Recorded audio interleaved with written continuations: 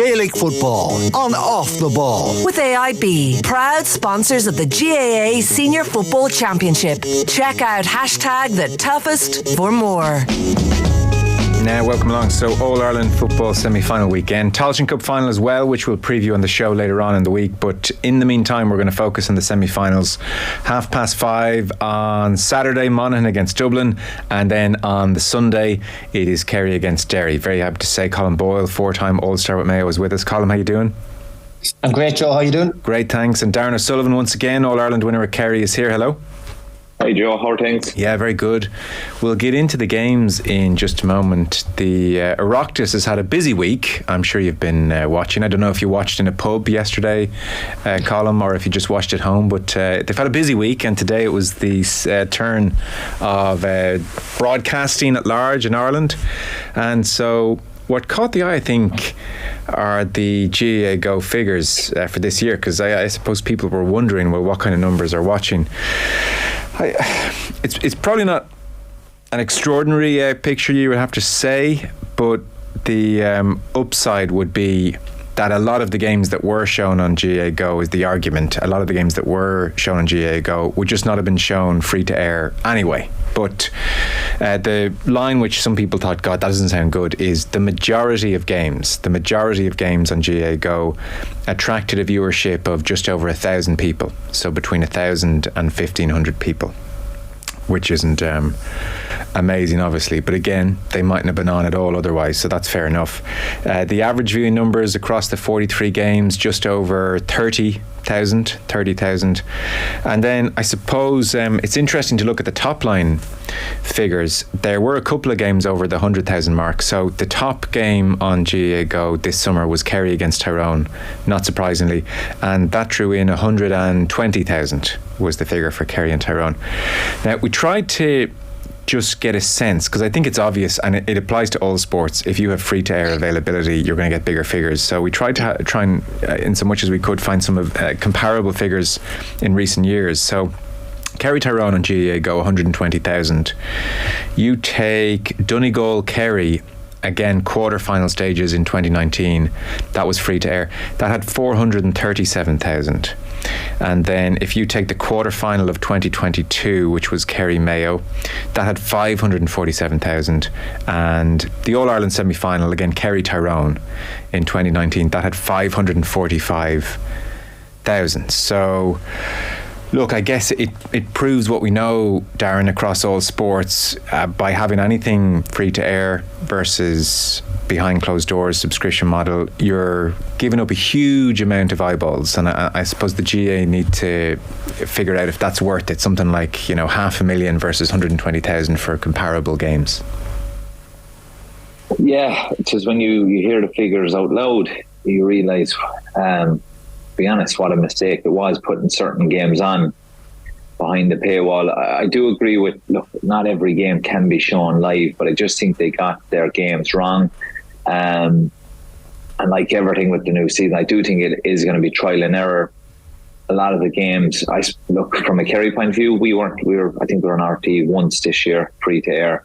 So that was a big gripe down here. But yeah, look, I just think you get to a certain stage of the year, you need the bigger games on TV. I think they got their selection wrong on a number of occasions. But I do think if you had the same teams on every week, free to air, the Kerrys, the Mayos, the Dublins, and the same few in the hurling, there'd be complaints about that. But the numbers, like for a Kerry Tyrone, for only 120,000 to watch it, that's a big kick in the backside for GAA Go and RT and the GAA, to be fair.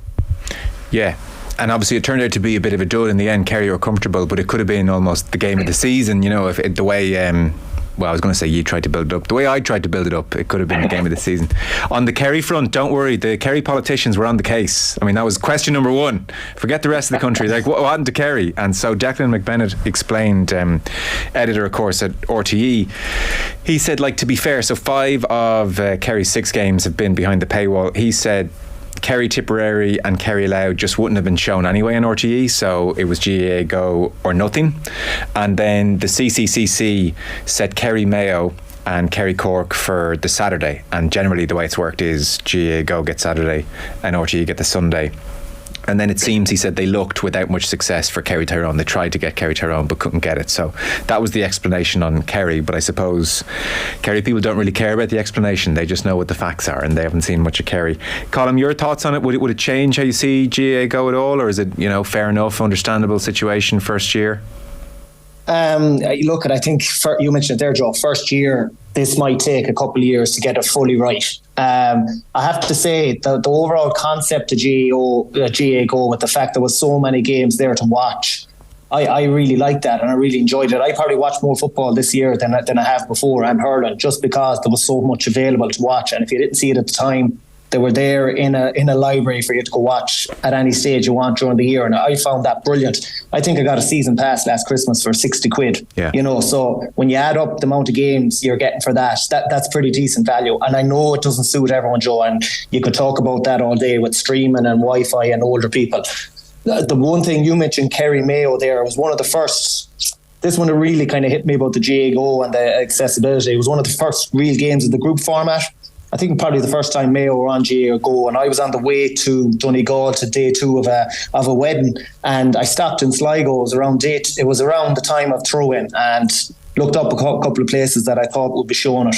Could not find one place in Sligo showing Mayo Kerry at 3 o'clock on a Saturday. No one had GAA Go. None of the pubs had GAA Go, and I just found that, mad that 2 top teams in the country going head to head, first round of the group format, and no place showing it, so I don't know. I think there is a case of, you mentioned Larren quarterfinals there. I think certainly once it gets to that point, I think all of them have to be on RTE and made accessible. But I think the format itself and the accessing so many games, I have to say I do like that. I am a fan of it, and I think that's brilliant going forward. But definitely changes can be made to it. Yeah, so you're amongst the 1,000 or the 1,500 watching the lesser games. Even you got the pen and notepad out, and you're buried into all those. Be curious to know. I haven't been able to get too into the details. Like, say, of the Kerry 120,000. I'm presuming there's a fair few day trippers there who may not have the full GAA Go pass, and they decide to just, let's all jump on for what's a big game, and they pay for that weekend. Because otherwise, I don't know how many subscribers there are full stop, but it did strike me. Let's say, I don't know, there's 100,000 subscribers across the world. It just doesn't reflect well in a lot of games that only 1,000 of them at times, Darran, are tuning in to watch some of these games. In percentage terms, it's like there's a real sense of, I'll watch my county and I'll watch the few bigger games, but it probably goes to show that lots of people take or leave a lot of these games. Yeah, 100%. And I think that is the argument. And we were actually blessed that we actually had the option to watch so many games. And I'll be honest, I didn't take up too many of them options, only the bigger games. And that's why they're not on TV.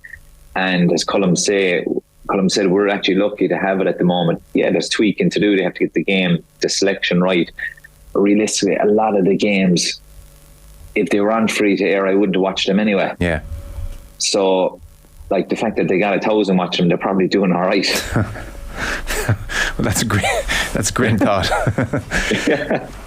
We'll see. It'll play it over the next few days, and we'll get more details, I suspect, and see what next year brings. But that's the initial picture. I think, to be fair, the Oireachtas committee asking GAA Go to come in and RTE to come in, that's really positive that we have this information, and almost you guys as part of the GAA fraternity and everybody can almost have a conversation and say, well, is this worth it? Are we giving up 200,000-300,000 eyeballs, and that maybe that's too much of a price to pay for the game or not? But at least we're dealing in facts or figures. So you kind of hope the Oireachtas maybe do this every year and see how things are progressing. We'll turn to the semi-final. Colm, I know Mayo had tough runs in finals. Geez, I'd always consider Mayo a great semi-final team. Yeah, not bad. Well, obviously, when you hear semi-finals and losing semi-finals, one of the toughest I ever lost was 14 to Kerry. That obviously the replay that goes to Limerick. So that was, as games goes, as semi-finals goes, that you lose, because I suppose you often hear the phrase they're almost the worst game to lose, because there's such an empty feeling after. You don't get the big day out at Croke Park or Ireland final day, and that's the reality of it. You're so close. But when you lose a semi-final with that 1-14, when you mention about semi-finals, that's the one that really sticks with me. But yeah, other than that, we had a pretty decent record, I would say. Yeah. Colm, with semi-finals, did you feel there was less pressure somehow than the final, the lack of build-up, just a very different feeling when you got to Croke Park on semi-final day versus final? Is it a dramatically different day? It is, yeah, because with the final, Joe, so much goes with it. Obviously, the prep for final, the build-up is unbelievable, and the talk. You have after-match functions and all of that, tickets, all of that nonsense that you need to sort before the actual game itself, and everything that goes All-Ireland final day. You're out on the pitch probably 15-20 minutes earlier because there's so much happening between meeting the presidents and all that. So they are vastly different, and like Croke, you could be playing in a half. Depending on who you're playing, if you're not playing Dublin, realistically, you're probably playing in front of 45,000 in Croke Park. So obviously, there's the whole thing around the atmosphere as well. But it's like I go back to Joe. It's just you feel like you're almost there, but you're not quite there. So it's getting there, is getting over that line, getting to the final is a huge thing. And obviously for the 4 teams this weekend, that's what it's all about. Yeah. How do you find semis, Darran? There's less pressure, but I definitely go along with that empty feeling when you lose a semi-final, because you're neither here nor there. You're inches away from the big day out and the big event and all the razzmatazz that comes with the build up to the final, the open training sessions, the functions, the extra gear, all the other side issues. But yeah, I'd nearly say there's more pressure on a semi-final than a final at times, because like I said, you're neither here nor there. Like if you lose a semi-final, you're missing out on everything. And I know finals are there to be won and stuff, but there's like just having the experience of being in finals and everything that goes along with it, whether it be the build-up, the match parade, meeting the president, everything. It's just it is a special feeling. It really is. Hairs in the back of your neck, standing up stuff, and obviously it's great when you win them, but I think if you're losing semi-finals, you're missing out on a huge part of the journey, so I kind of felt there was even more pressure sometimes in the semi-final. Yeah, what I'm hearing from you there is once I got the free gear, I felt my year had been a success. It was more about the suit really, but the gear was nice as well. Let's start with Kerry Derry then, because I think people are feeling this one is of the two more in the balance. It is a strange semi-final weekend where there are just two red hot favourites, and we were even remarking last night, Colm, usually everybody would cheer the underdog. I think there's probably a sense here like, geez, I kind of hope Kerry and Dublin get through. That's the final we want. So it's an odd kind of build up to this semi-final weekend. I think everybody have a real soft spot for Monaghan in particular. Yeah, we're relying on Kerry and Dublin to almost save the football championship, Joe, and meet in the final. And if they do, look, it could be an absolute cracker. But look, you're right, Monaghan and Derry are coming to stop that on Sunday, and that has to be their plan. And you mentioned it there. Of the two, it obviously looks like Derry have the best chance in doing so. And it will be fascinating to see. Like if I was thinking about this earlier on, if I was Kieran Mina, like, do you believe the game plan Derry have developed over the last 2 years especially, and the structure in it, do you believe that playing that exact game plan is good enough? It's probably good enough to beat 90% of the teams out there. Is it good enough to beat Kerry and Dublin? And obviously Kerry on Sunday being that task. And what I'd be fascinated to see is there going to be tweaks to that, because I don't believe it is good enough. I don't think if they go out with that exact same game plan, I think Kerry will eventually pick them off. I think they have to bring something different to it. They have to move the ball quicker. I just think they're far too slow in that regards, and bring a bit of madness almost to it, Joe, because from being at the Derry Cork game, and I know I spoke to you last week about, they probably felt they were always going to win that game, but they're so slow in possession. They're so slow moving that ball up the pitch. I think if they do that against Kerry, I think Kerry would be quite comfortable in that environment. Well, to stay with that point for a minute, because I think Derry will dictate the terms of this game. We sort of know Kerry will do what they do. So I'd say if you ask yourself, and even Jack O'Connor said it, if you ask yourself what was a defining aspect of the Tyrone performance, Kerry were brilliant in defence and winning turnovers. That's where Kerry really swung the game. So I would now worry that Derry will say to themselves in possession, be really wary of turnovers against this Kerry team, and they could be even more cautious and more methodical in possession. That'd be a big worry, and you think that would be a mistake? Oh yeah, to me, Joe, it would. And do you know what the fascinating about that is? Myself and Darran were just talking off air. Like when Derry attack, they basically attack with 15, as everyone knows at this stage, including their goalie Oran Lynch. Will Kerry just say, right lads, away you go, we're leaving David Clifford and Sean O'Shea up high? One turnover there, and Kerry are the one team that Derry will know when they turn you over, they will kick the ball, unlike probably 90% of teams in the country, and they will punish you. And if they get caught once, it could be the losing of the game for them. And all of a sudden, there's more pressure on them when they're on the ball because they know them two boys are behind you. So I'm going to be really interested to see, first of all, will Kerry hold a couple of players up top and just really entice Derry to go, including their goalie, and force them into a mistake? Because like you said, if they can force that turnover, like we talk about Derry, O'Connor and the boys around the middle of the purge the last day, the work they did, if they can do that earlier on and really upset Derry, then that game is only going one way, really. I have to say, Darran, I mean, there's times over the last 2-3 years I've watched Derry with brilliant running power go the length of the pitch and score great scores, but I do suspect on Sunday it will be very cautious in possession and they'll slow it right down. Yeah, I expect them to just try and frustrate Kerry early on, hope that Kerry make mistakes and like that break and try and catch them out. But I just can't see them. I think Kerry, I had doubts about Kerry at the start of the campaign. I thought they were going through the motions, but to be honest, I think the way they've come out in the last 2 games has just shown a level of maturity. I think Jack has fierce trust in him. I think he's got their training right. I think the game will suit someone like Tadhg Morley, who will sit and hold that position. I think Jack Barry will sit and hold. And as David Clifford on a number of occasions in the last couple of seasons, I think he will just look for a couple of marks, 20, 30 yard pop balls into the chest. They're tap overs for him. And I think they'll force Derry to come out, go away from what they're trying to do. And as Colm said, I think they need to bring a bit of madness, a bit of bravery at the start and actually try and get a couple of scores on the board before Kerry do and force Kerry to maybe force the game a small bit. But I do think they have to come with a bit of madness, a bit of crazy running from everywhere, dictate the pace of the play without fear. It's a semi-final. I think if they sit back and they're cautious, I think Kerry they're on the road a long time. I think they'll pick them up.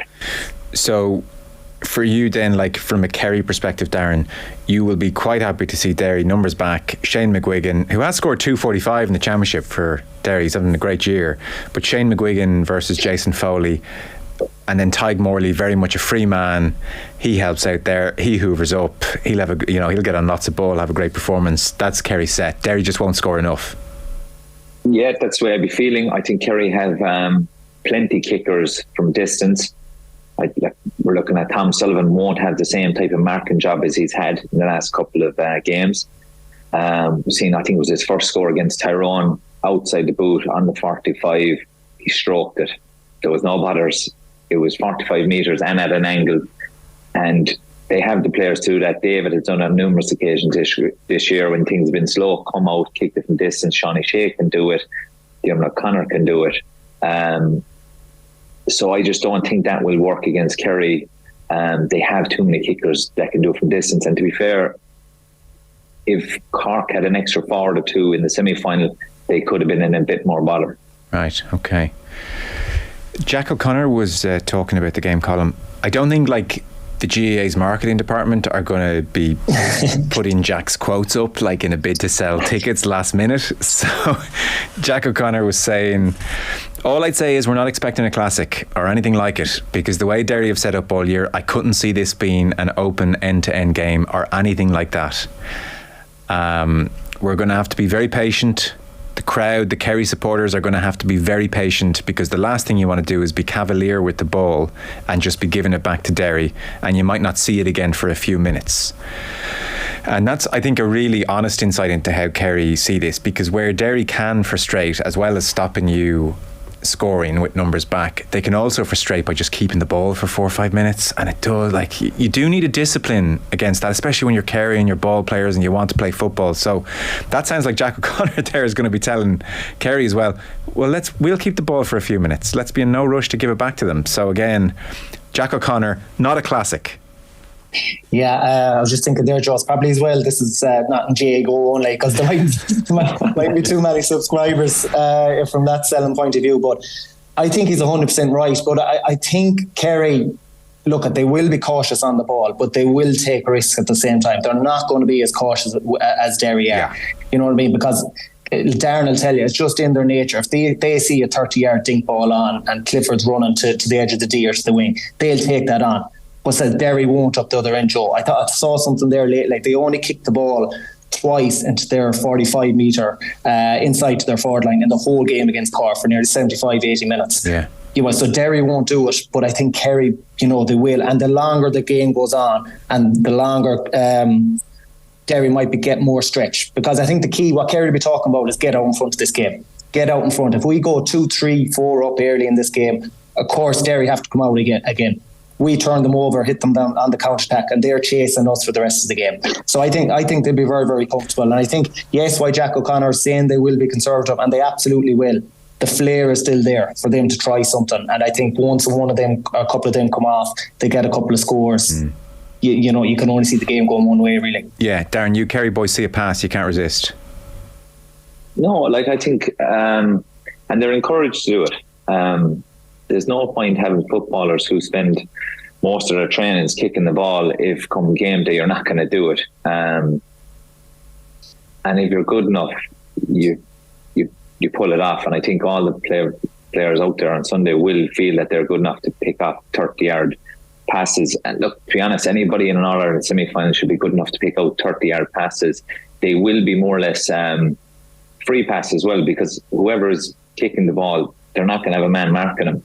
So when you actually look at it in Croke Park, them passes aren't difficult a lot of the times. No matter how many bodies are back there, right at eye level, it can be hard enough to see. But if you're prepared for it, and Kerry will have been, I know for a fact that they trained last weekend, and they would have probably played the A team against the B team with probably 17 players, and they would have just sat inside the 45, and it would have been a disaster for the boys trying to make an impression to maybe come off the bench the next day. But they would have done it, and they would have frustrated them. And you forget, Croke Park's a big pitch. There are going to be pockets of spaces everywhere. I think the Kerry have enough footballers to be picking out passes, especially with this mark rule that, look, we're not too gone on it.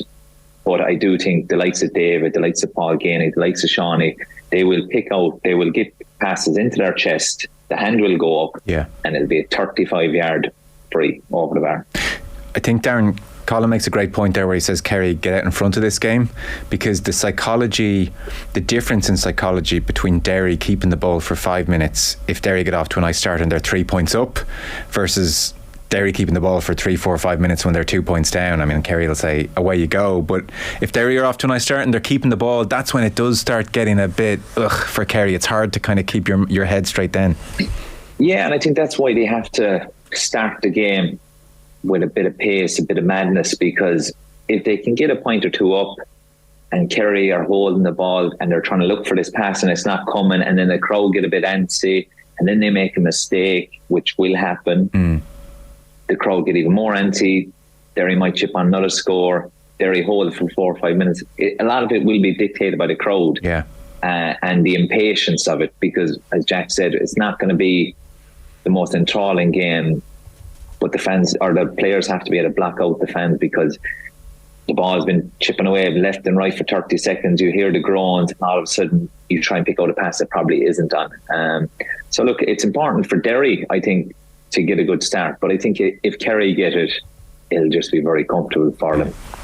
I think goals are key, Joe. Like if Kerry keep a clean sheet on Sunday, I think they win the game. I don't think there's any way they're outpointing that Derry are pointing Kerry. So for Derry to win this game, I think they need to score probably 2 goals. And if you look at the way they're designed with the conservative play, it doesn't, the best chance of scoring goals is still through the foot. It's still through kicking the ball. And Derry, are so conservative, they don't tend to do it. So that's why I'm thinking, are they just going to bring something a tiny bit different on Sunday? Do they think their game plan is good enough, or do we need that extra? And if we get a sniff of a goal from 30 yards out, we need to go for it, because we need goals to win this game. A la maybe Donegal in 14, or maybe even Tyrone 2 years ago against Kerry, when they got 3 goals that won them the game. I think it was 3-14 22.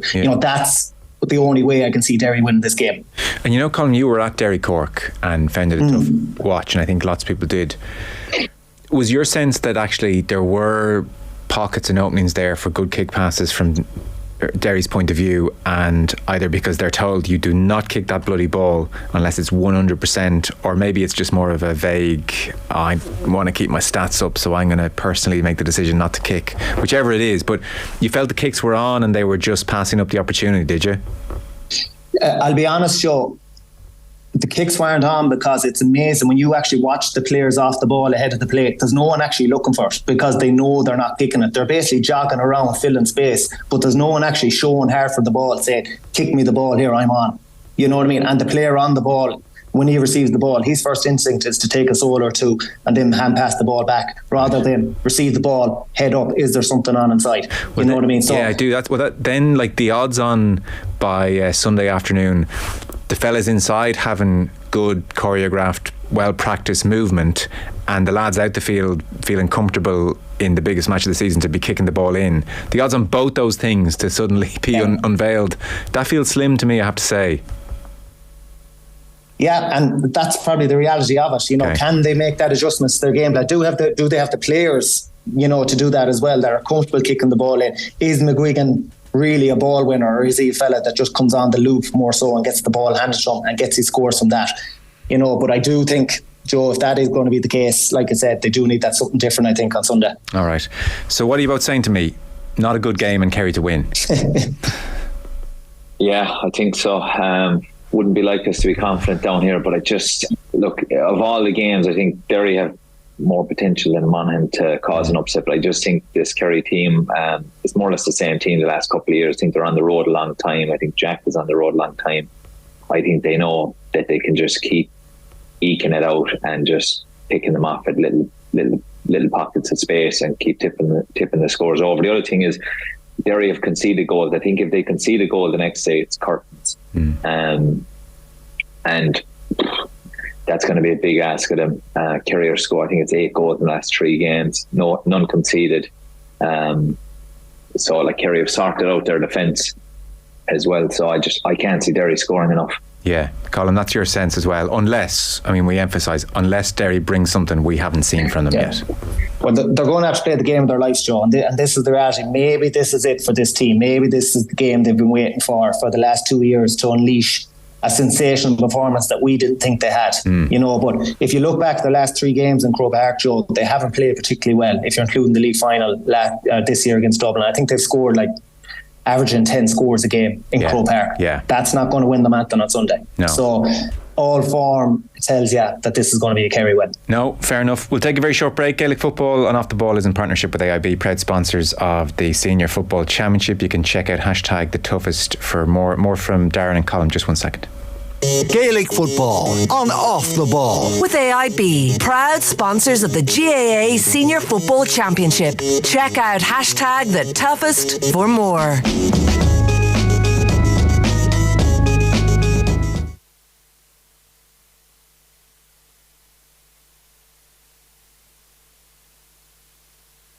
Gaelic Football on Off the Ball with AIB, proud sponsors of the GAA Senior Football Championship. Check out #TheToughest for more.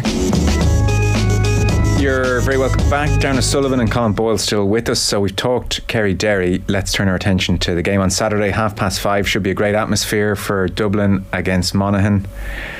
I mean, Colm, if we struggle to kind of add a bit of intrigue to Kerry Derry, there's even less intrigue about Dublin Monaghan. I haven't seen a single person give Monaghan a chance, and then they quickly double over to say, but listen, obviously anything could happen, but I don't give them a chance. That's the general refrain.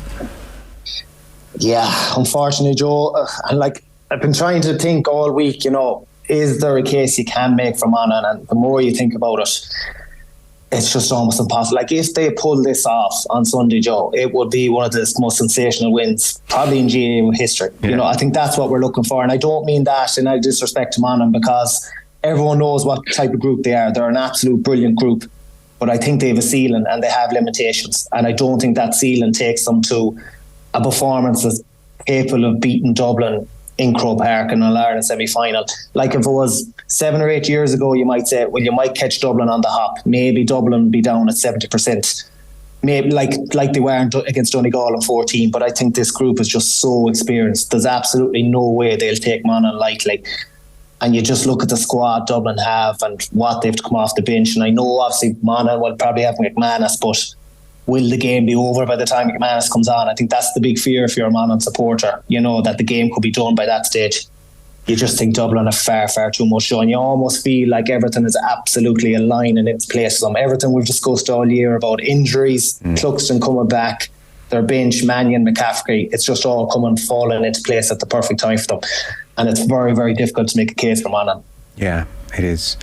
Darran, I suppose even the Dublin players who ignore the media the most just will be unable to ignore the sense from friends and family and people already talking about the Kerry game and the really strong general feeling that Dublin will beat Monaghan. That is hard to ignore, and I'm sure you've been in that position before, and it must just somewhere seep into the back of your mind, and it's hard to dislodge that thought once it's there. And by the same token, for Monaghan, I saw Paul Finlay talking earlier on, and he was saying the county is buzzing. We lost our minds here. This is the biggest game of our lives. So even just like in raw physicality stakes, Monaghan should actually really smash Dublin around. Like Dublin just won't be able to have the same adrenaline in their bodies that Monaghan will have for the first 10 minutes anyway. Yeah, it was funny. I was actually beside Paul Finlay and Drew Wiley for the penalties, and I was even buzzing off their energy and their enthusiasm, to be honest. But look, the Dublin players, the reason they will be tuned in is because you're going to have players sitting on the bench who we expect to start.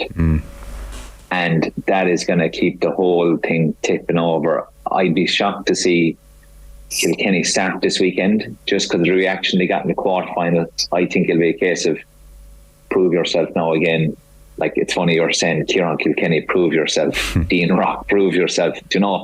And you just look at Monaghan, they're an incredible team. You talk about the character, but you're relying on Carl O'Connell, Darran and Kieran Hughes, McManus, and as Colm said, if it was 7 or 8 years ago, maybe, just maybe, but what they've done to get here is incredible, but it would be the most outrageous upset, I think, if they could get over the line. I just think, and I think it was actually Galvin said earlier in the year, Dublin were building a really strong squad, and I kind of looked at them and said, I don't know about that, but when you see the players that Leslie's leaving on the bench and the attitude that they have coming on, they're going to see a potential All-Ireland final, for some of them a 9th medal, and I just can't see it. They were as angry a team as I've ever seen in the quarterfinal. I just think they look like they've got the grip between their teeth, and I'll be honest, they probably go into most games thinking we're going to win this anyway. It's true. Yeah. So I don't think that's going to change a whole pile. They have that attitude, that confidence, and they're looking around the dressing room and they're probably saying nobody's better than us. Mayo caused Dublin problems in that first half column, in particular by going direct. Do Monaghan have any of those tools to do something similar? Because Dublin won't have a sweeper. No, I suppose if the one player you're thinking of that comes to mind is Gary Mohan, can they play him close to the goal? It's very similar to the Derry game in Derry versus Kerry, and the fact that for Monaghan to have any chance in this game or to stay in this game as long as possible, they need to score goals as well. Yeah. And I think they've only scored 2 goals in the last 5 games. Both of them come from their half-back, Conor McCarthy. So that tells you how they play. They move the ball through the hands. They get the running half-backs that come on to the end of moves, and obviously McCarthy will finish them. But for me, if you're doing that against Dublin, they just have too much power and pace around that middle third. They'll turn you over. Eventually they will turn you over and hurt you on the counter-attack. But I think, could they use Gary Mohan as a focal point? And I know it sounds very agricultural, putting him in the full forward line and trying a couple of long balls in. See, can they get some kind of focal point in there? See, can they get Jack McCarron playing off him if he starts? Or Michael Barnigan coming off him and maybe get an early goal that gives them a huge, huge lift. But I think Monaghan generally, they get their numbers behind the ball. They're fairly safe. They're fairly conservative on it. And they'll try and drag you down to that level. But Dublin are such a different animal that they just won't get dragged down to that level. And I'll be interested to see, you mentioned about that first 10 minutes. Can Monaghan, if Monaghan just sit inside their 45, Joe, and be passive, look at Dublin passing and probing around, I think they're just sitting ducks. I think Dublin will just cut through them. They'll find the gaps, they'll get their scores, and that just demoralises you. But I think if they just go for push out, put a bit of pressure on Dublin. It's an All-Ireland semi-final, you might never be in one again. Have an actual go at them and see can they rattle them, see can they test the hunger there. I think that's the way Monaghan should approach this game. But by just sitting inside your 45 to 15 bodies and watching Dublin pass around the place and not get tackles in and not be aggressive with them, I just don't think that's the way to go. I think Dublin have seen that all before, Joe. They know how to work it. They're very, very good. And they're probably gone to the stage, Joe, which is very annoying, that they enjoy playing against that. Yeah. I'd say they look around and say, lovely, one of these ones, we know how to beat this. Not to turn this into a therapy session or go too deep here, Colm, do you find it easier to accept the losses to Dublin and how close Mayo went? Is it easier to almost reconcile wasn't to be because Mayo fired a shot and because you went for it, as opposed to if you had gone for a more conservative plan? Or does it make not a blind bit of difference? I ask that because you make that point, you might never be in a semi-final again, you have to go for it. Other people might say different, other lads on the team might tell you different, Joe. I think there is something in it. You don't get any medals first, but were we the type of team that could sit 15 inside and just try and defend it out and hitting the counter-attack? I don't think we were. I don't think that would have worked for us personally. So the fact that we had a go, look, doesn't make it any easier. It's hard to put it into the words. Maybe it does, maybe it doesn't. But the fact that you play to your strengths, we had a goal, believe in what we could do, win the game. So maybe there is something in that. I don't think enough of teams actually believe in their own strengths. Armagh, the typical example we've been talking around all year. So maybe there is something in that, Joe. Yeah. Yes, maybe. I guess, Darren, you don't want to be sitting around if you're Monaghan afterwards and think, geez, I wonder what would have happened if we'd really gone at them. Yeah, and unfortunately that is going to be the case. If you lose a game, sorry, I didn't mean it like that. All right, okay. Whenever you lose games, no matter what, no matter how close or how bad it was, you will always go, if we'd done this, or but I should have done that. And that's just the nature of sport. If it doesn't go your way, you're always going to be weighing it up. Should we have approached it differently? Should I have done this in the ball? Should I have been braver? Should I have been more conservative? So either way you're screwed. Either way you're going to be thinking about it. On Kilkenny, you mentioned Darren, so you suspect he might be told, listen, go and repeat the trick, let's see if that off the bench business suits you. One, I mean, you don't want to become too good off the bench, you don't get that reputation. But what do you think they saw in Kilkenny's game that led to him being dropped? Like, he was the fulcrum for the guts of the last 5, 6, 7 years. Like, I've seen people say, too lateral, too ponderous, and that was the issue. What's your read on Kilkenny? I don't know. He didn't seem to be doing too much different. Maybe just a lack of energy. At times he did look like he was lacking a bit of energy in games. Maybe it was a case of he couldn't get himself up for a lot of games, and that was the case with a lot of players. And you just look at their players that are playing at the moment, like Phil Forlan, Mannion, Conor Callan, Basquel is in all-star form, Cormac Costello is playing well, and then you have Bugler and Scully, who are more workmanlike. And it is a case, there's a lot of mind games in it as well. He had the luxury of saying, look, we're going to leave you out here, and then someone does well and go, look, your man did well there in place here, so look, show that you can dislodge him. And that's what it is. It's a luxury. We saw the players that he's bringing off the bench, and it'll be a case of, look, you're not getting the nod today, but you'll be coming on with 25 minutes to go. Show me you deserve the jersey. Yeah. And for someone like Kilkenny, who isn't used to being on the bench, it's a different test for him. And saying Jack McCaffrey's back in the squad, and there's countless other names who are sitting on the bench this year who we're not used to seeing on the bench. And it is a test of character. How can I react? Do I go on and do I sulk? But Kilkenny was diving on breaking balls. He was driving up the field. He was chipping in with scores. He was assisting. He showed the perfect attitude, and I think, look, Desi might play him as a reward for it, but buying the manager and going, look, we're just going to leave you out again. The boys did well. Get your place for the final. And then all of a sudden, no matter how good or bad things are going, when you're making your changes, you know that there's going to be a ramp up in intensity as well when these fellas are coming on, because chance to play an All-Ireland final. These boys are on the road a long time. How many more they'll get after this, we don't know. Yeah, no, for sure. And I mean, the McCaffrey-Kilkenny double act around 50 minutes is a kind of frightening prospect for any team. Yeah. Look, who knows? Dublin, Colm could win this by 1,000 cuts. I'd score a point every 3 minutes, 4 minutes, and do it that way. Or they could have the 10 minutes that they had after half-time against Mayo and destroy you. If the latter is happening, for the love of God, somebody lose a contact lens. I'm sure several Mayo players are wondering over the last while, why the hell did we let that happen? Why was everyone not down injured? So if there's one learning from Monaghan, if it's getting really scary and really fast, somebody kill the game. Yeah, for sure. I don't know, Joe. I think no matter how much they try and kill this game, that Dublin just keep coming at them. Yeah. I think after last Sunday, killing the game could be very difficult after what we saw in the hurling and all the talk about it. The rest of the assessing injuries a lot more. I'm not actually sure who's reffing on Sunday, but I know David Goff, I think he has become very cute on this about the head injuries and the contact lenses. He's playing on through it. But yeah, trying to break the Dublin momentum, it's certainly easier said than done, for sure. Yeah. Did you have any tricks, Darran?